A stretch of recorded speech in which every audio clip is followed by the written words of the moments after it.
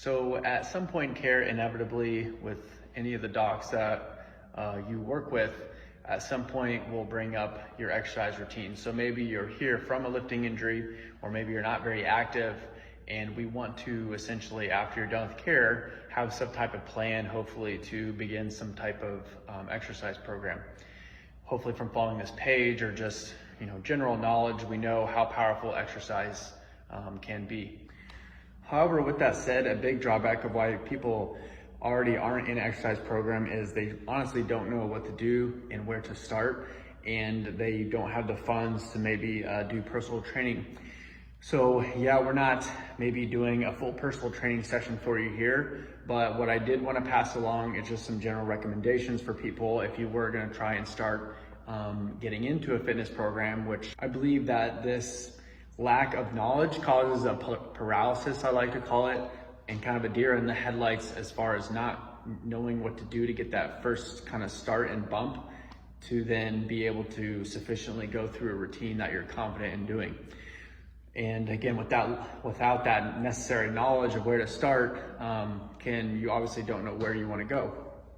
The first thing that we have to talk about, and what's the problem with a lot of people, is that they have an exercise program that they start and it's not the right time for them. So what I mean by that is, I first ask patients, how many days realistically do you have to work out? And given their kids' travel, sports team schedules, for this week's like Halloween, there's a number of different things why people will have the amount of time in the week or not the amount of time to work out.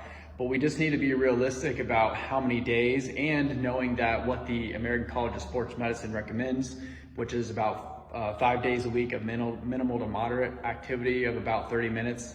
And then, or you could do 3 days a week, that would be a little more vigorous.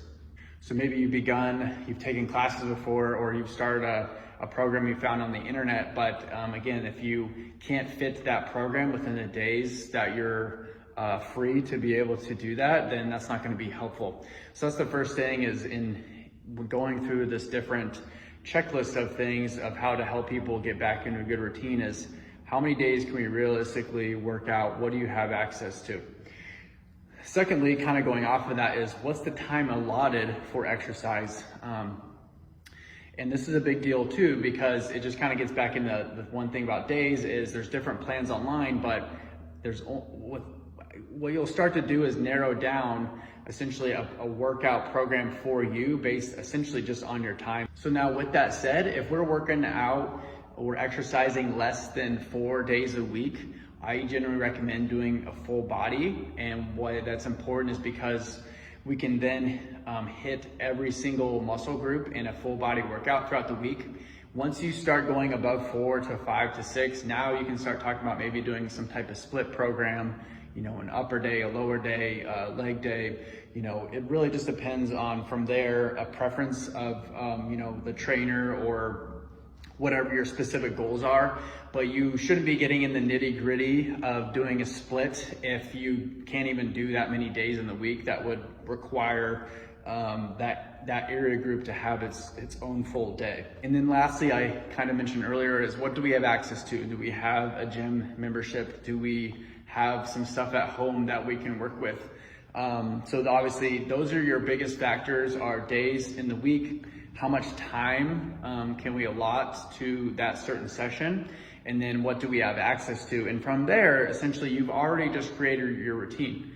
And that's, again, just taking out all the BS around trying to find a good, something online that worked for someone else, or a fad, or these different things. This is specific to you and your schedule, but we also want to make sure that we're able to follow through on this based on those factors and those variables, so that I can accomplish my goals and, fitness and have all the benefits of fitness.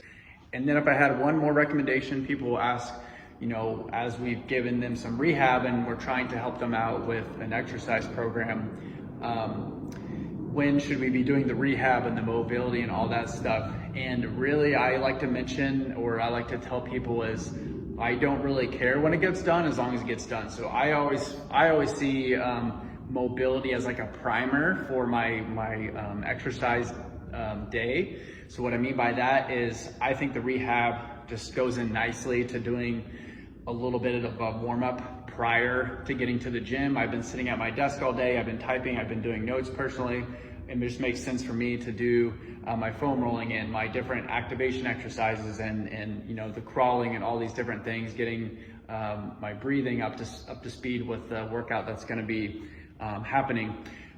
But if you're more of a person where that seems to be, you already got your blood flowing and it feels the most natural to do after the workout, then more power to you. I don't really get in the weeds about that. Again, it's just most important to get the bigger part of the checklist marked off, and then adding in the stuff that we want you to do, making sure that we're still doing it. But as long as it's, you know, what part of your workout is kind of up to you.